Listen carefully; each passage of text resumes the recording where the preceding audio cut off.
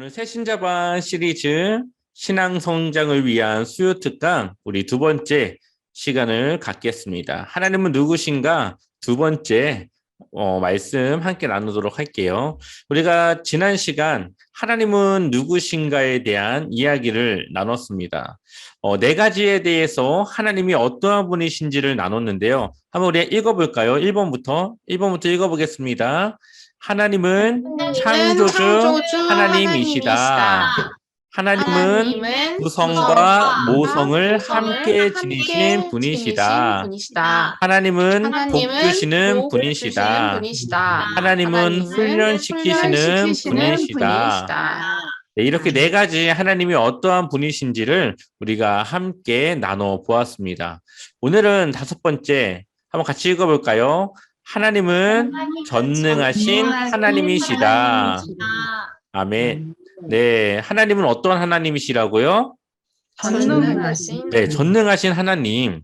밑에 말씀도 한번 읽어보겠습니다. 함께 읽겠습니다.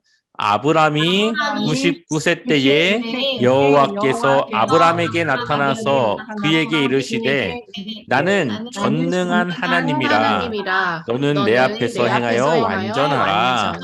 아멘. 하나님께서 자신이 어떠한 하나님이신지 보여줬던 첫 번째 하나님의 모습은 바로 전능한 하나님이라고 말씀을 하십니다. 하나님이 전능하다라고 말씀하신 이유는 무엇일까요? 바로 우리가 전능하지 못하기 때문이겠죠.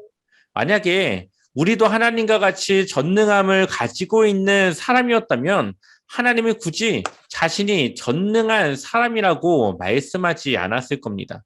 왜냐하면 우리가 전능한데 뭐하러 전능한 능력을 필요로 하겠습니까? 마찬가지로 하나님은 우리가 없는 전능함, 하나님의 모든 능력을 가지신 하나님의 그 속성을 우리에게 말씀하심으로 하나님을 의지하고 또 하나님을 따라 살아가게 말씀하십니다. 이 이재철 목사님의 아들 중에 이승국이라고 있습니다. 네, 여기 보면은 천재 이승국이라고 하는 유튜브를 운영하고 있는 그 목사님의 그 아들이 있는데요. 이 아들은 뭐 헐리우드 스타도 인터뷰하고 약간 그렇게 영어도 굉장히 잘하고 하는 그러한 청년의 모습으로 있습니다. 근데 이 아들이 어렸을 때에 강남에 있는 YMCA 건물 2층에서 떨어졌다고 합니다. 떨어져가지고 양턱이 부서지고 잇몸이 찢어지고 이제 여러 가지 얼굴에 상처를 크게 입게 된 것이죠. 병원에 이제 빨리 이송이 되어서 이제 수술을 이제 꼬매는 작업을 하게 되는데 의사가 말하기를 2층에서 떨어졌기 때문에 이 아들이 뇌에도 충격을 받았을 경우를 이제 염려해서 혹시나 이 마취를 했는데 뇌의 문제 때문에 마취에 깨지 못하는 경우도 있기 때문에 마취를 하지 않은 상태에서 맨살을 꼬매야 된다라고 말을 하는 것이죠. 그래서 3명의 남자가 머리와 몸과 다리를 잡았고 그리고 이 의사가 이제 턱을 꿰매고 잇몸을 꿰매는 대시간이 이제 시작된 겁니다. 1시간에 걸쳐서 이 맨살을 꿰매기 시작하는데 얼마나 그게 고통스러웠으면은 이 아들이 이 목사님을 향해서 자기 좀 이 안에서 꺼내달라고 너무나도 아프다고 하면서 막 소리를 치르는데 이 목사님이 할 수 있는 일이 아무것도 없었다라는 것이죠. 사람은 모든 것을 할 수 있는 것 같은 생각과 자신감을 가지고 살아가지만 정작 필요한 순간에는 아무것도 못하는 경우들이 있습니다. 이 목사님 또한 마찬가지였겠죠. 아들을 위해서라면 모든 것을 해줄 수 있을 것 같았지만 정작 아들의 고통과 아픔과 여러 가지 이 아버지의 도움이 필요한 그때에는 너무나도 무력한 아빠였음을 자신이 생각했답니다.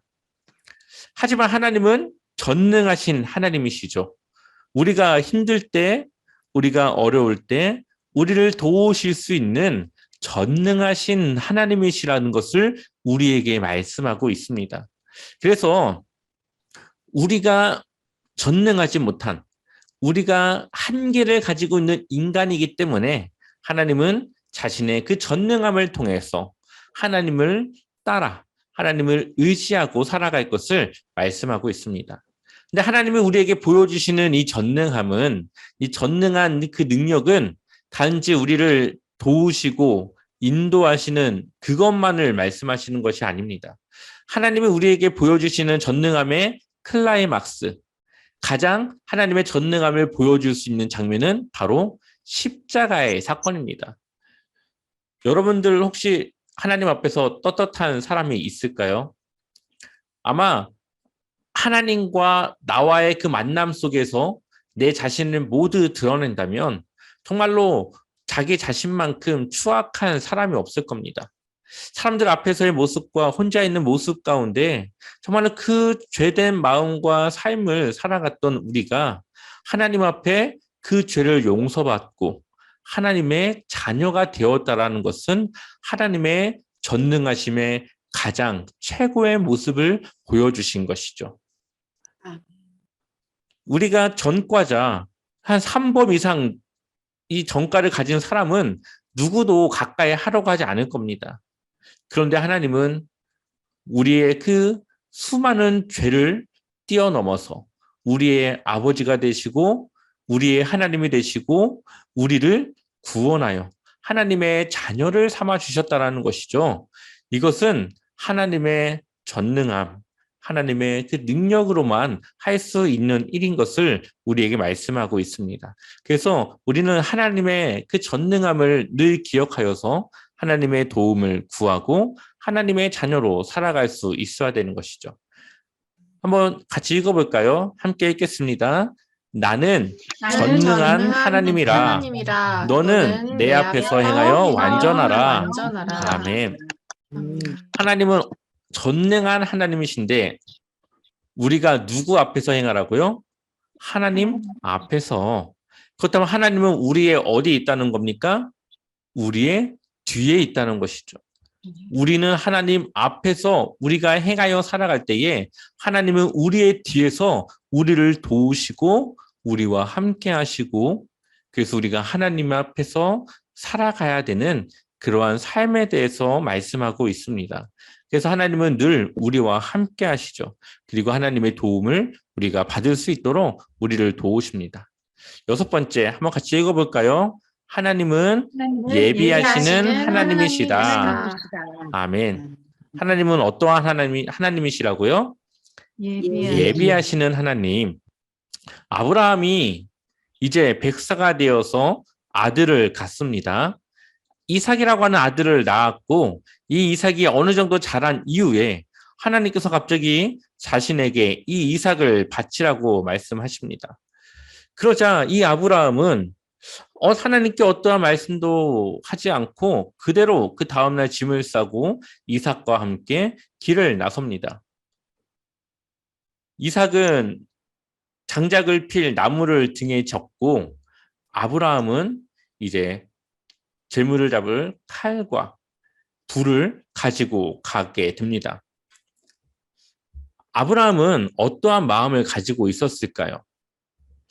자, 아브라함은 드디어 이제 그 모리아산에 도착했고 그곳에서 이제 이삭을 드리기 위해서 칼을 높이 들고 그를 죽이기 직전에 하나님께서 그를 멈추시고 이삭을 대신할 제물이 준비되었음을 이야기하십니다. 창세기 22장 13절 말씀 같이 읽어보겠습니다. 함께 읽겠습니다. 아브라함이 눈을 들어 살펴본즉 한 수장이 뒤에 있는데 뿔이 수풀에 걸려 있는지라. 아브라함이 가서 그 수장을 가져다가 아들을 대신하여 번제로 드렸더라. 아브라함이 그 땅 이름을 여호와 이레라 하였으므로 오늘날까지 사람들이 이르기를 여호와의 산에서 준비되리라 하더라. 아멘. 하나님은 이삭을 대신할 제물을 미리 준비해 놓으셨죠. 아브라함의 믿음을 시험하기 위한 과정이었다는 것을 보게 됩니다. 아브라함은 처음부터 믿음이 있었던 사람은 아닙니다. 하나님이 이삭을 준다고 했을 때 그것을 믿지 못했고 하나님의 그 말씀에 그가 온전히 순종하지 못했던 경우들도 있습니다. 그런데 이 이삭을 하나님께 바치기 위해서 가는 중에 아브라함은 어떠한 생각을 했느냐? 창세기 22장 8절 말씀 한번 읽어볼까요? 함께 읽어보겠습니다. 아브라함이 이르되 내 아들아 번제할 어린 양은 하나님이 자기를 위하여 친히 준비하시리라 하고 두 사람이 함께 나아가서 아멘. 이제 이삭이 물어보는 거죠. 하나님께 제사를 드리러 가는 길인데 제물은 없이 제사 드릴 물건만 챙기니까 이상하잖아요. 그러니까는 하나님께 드릴 제물은 어디 있습니까? 했더니 아브라함이 이렇게 대답을 합니다. 번제할 어린 양은 하나님이 자기를 위하여 친히 준비하시리라. 아브라함은 하나님께서 이삭이 아닌 다른 제물을 준비하셨을 거라고 믿었습니다. 물론 이 말이 이삭을 안심시키기 위한 아브라함의 선한 거짓말일 수도 있겠죠. 그런데 저는 그렇지 않다라고 생각이 들어요. 아브라함의 믿음은 이삭이 아니라 하나님이 친히 그 제물을 준비하셨을 거라고 생각을 했습니다. 또한 히브리서는 이렇게 말합니다. 같이 읽어볼까요? 그가 하나님이 능히 이삭을 죽은 자 가운데서 다시 살리실 줄로 생각한지라 비유컨대 그를 죽은 자 가운데서 도로 받은 것이니라. 아멘. 하나님이 이삭을 혹시 자신이 죽이더라도 하나님의 그 능력은 그를 다시 살릴 수 있을 거라고 하는 믿음이 있었다라는 것이죠.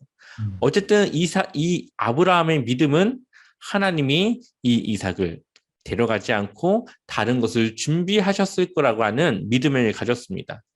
여기 보면은 아이를 출산할 때 갖춰야 될 여러 가지 품목들이 기록이 되어져 있습니다.